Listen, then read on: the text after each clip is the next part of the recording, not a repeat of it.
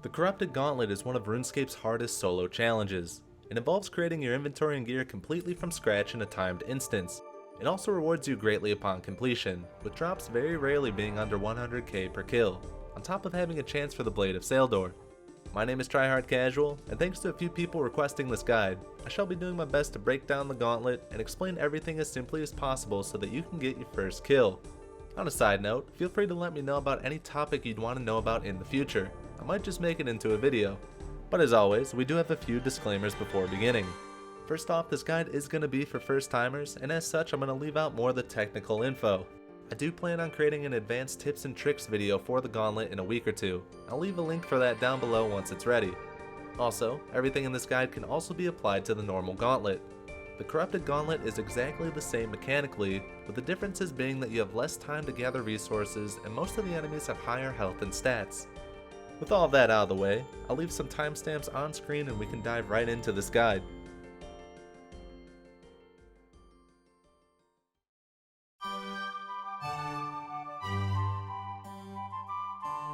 There are two main requirements for attempting the Corrupted Gauntlet.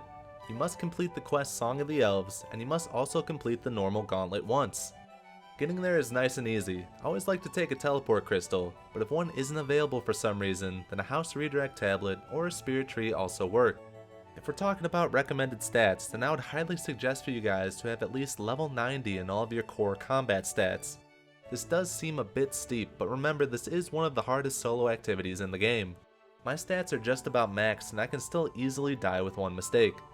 That being said, I have personally seen a level 84 with the cape you get from completing the Corrupted Gauntlet, so I guess anything is possible.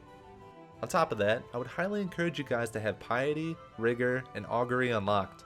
I know Rigor in particular is quite expensive, but it helps tremendously with the Gauntlet, and overall it's just a fantastic upgrade to your account. Other than that, this is not a safe death, so hardcore by the ways might not want to give this one a try. And you actually don't need to bring any equipment in since you make everything you need inside the instance.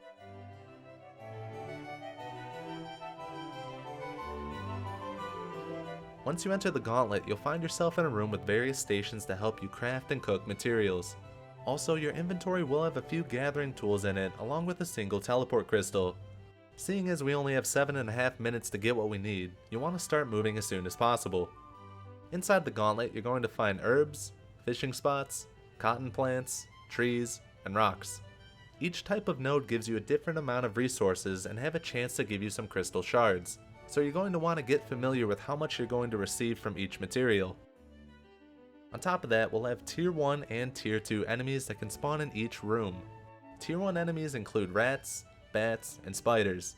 These monsters will drop crystal shards and have a chance to drop a weapon frame for making a better weapon. If a room spawns with Tier 2 enemies, wolves, scorpions, and unicorns, then one of them will guarantee a weapon frame drop and award you with more crystal shards than a Tier 1 enemy. Demi-bosses, or Tier 3 enemies, can only spawn in a few of the outer rooms. These monsters are going to drop necessary items for crafting the best weapons we can. Let me throw a list your way. This is exactly what we'll want to acquire in our run. It seems like a lot and you might already be losing your mind.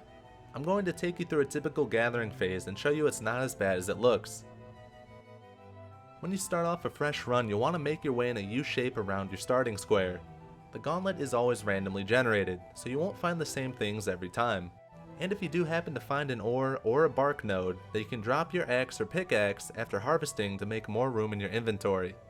Now it is nice to gather as much as you can from these squares, but above all else you'll need to find at least 100 crystal shards and a weapon frame before we can move on to the next step of gathering. Once you do get your weapon frame, and you check all of the surrounding squares, you can run back to the middle to make yourself a Tier 2 bow. The reason we want to make a bow is that in short, it's the best weapon for the gauntlet provided you have rigor. Also, when you're back crafting your bow, you'll want to make any armor pieces if you have enough materials to craft them. Anything that you cannot craft with yet should be dropped. The cotton, the bark, and ore by the singing bowl, and the herbs and the fish by the range and the pump. We'll come back to them later. Next up, you'll want to run straight back to the wall and search these 3 squares for demi-bosses. On the way, and while you're searching, you should also be on the lookout for more fish or other materials that you still need to gather. The 3 demi-bosses are a dragon, a dark beast, and a bear. Each of them attacks with a specific combat style and it should be prayed against. This also reminds me that I use protection prayers whenever I'm under attack by anything, including tier 1 enemies, and it's very worth flicking offensive prayers for the entire run. Our main goal during this step is to find 2 demi-bosses and acquire the materials from them that are needed to make our tier 3 weapons. If you're lucky, then you'll find 2 demi-bosses in your first checked area, but it's just as likely you'll have to make your way to another section to find the second one. Once we have our 2 demi-boss items, I like to fill out my inventory on whatever I still need and then use my teleport crystal to get back to the center and start crafting and cooking. Now you may have noticed there's a chance we don't get the materials to upgrade our bow to tier 3. In these situations we make a melee weapon and a mage weapon while dropping the bow after we craft them. This does require that you need more crystal shards though, it's just something to be aware of. What I like to do when I teleport back is finish crafting any armor that I need and also craft myself both of my tier 3 weapons.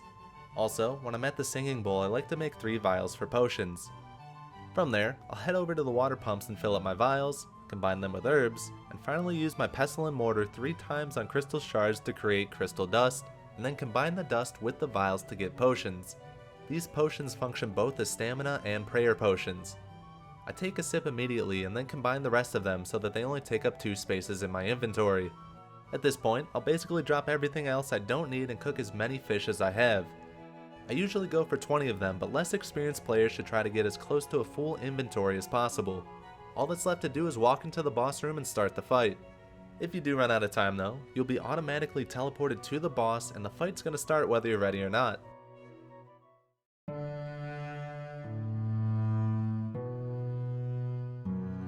When you start the fight with the Hunllef, you want to make sure he isn't standing in the middle of the room.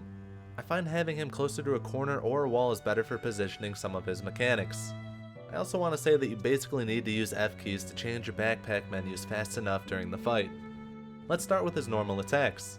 He attacks with both range and magic, but he'll always start the fight with range. You want to camp the correct prayer the entire time. Every 4 attacks the Hunllef throws at you, he'll switch to his other attack style. This will be indicated by an animation. The change from range to magic looks like lightning, and the change from magic to range looks like some long strands of crystals. Even though you are telegraphed his change in attack style, I highly recommend you count how many attacks he's hit you with so that the change in prayer isn't a surprise. The Hunllef at any time can also slam the ground and lightning will spawn around the room and chase you. You'll want to run away from this lightning because it does a ton of damage very rapidly and can easily stack you out. This slam attack that summons lightning is also counted for the Hunllef's attack style change, so be sure to count it for your prayer changes. When the Hunllef is using the magic attack style, he can also randomly shut off your prayers. This will be indicated by him shooting out a purple magic attack. This should also be counted for prayer changes. On top of that, the floor will randomly become hazardous to stand on. First it will light up to indicate that you should move, and then shortly after it will change colors again and you'll take rapid damage if you're standing on it.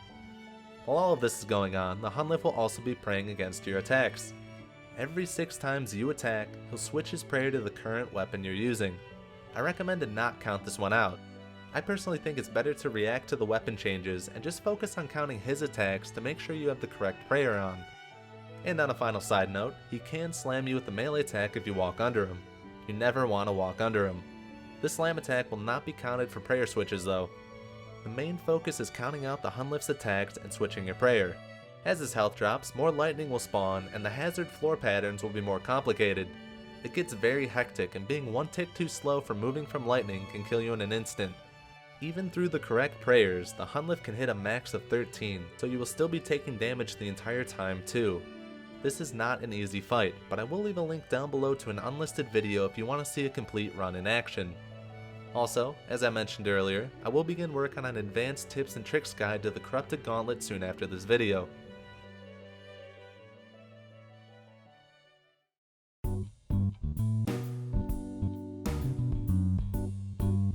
Honestly, I don't have too much more to say on this one, guys. If you do have any questions on the Corrupted Gauntlet, or RuneScape in general, then feel free to ask me. If you enjoyed the video, a thumbs up on it really helps out the channel and I would just appreciate it a lot. Be sure to subscribe so you're notified for the second Corrupted Gauntlet video I have planned. And that's it. I hope you all have a very wonderful day, and I'll see you in the next one.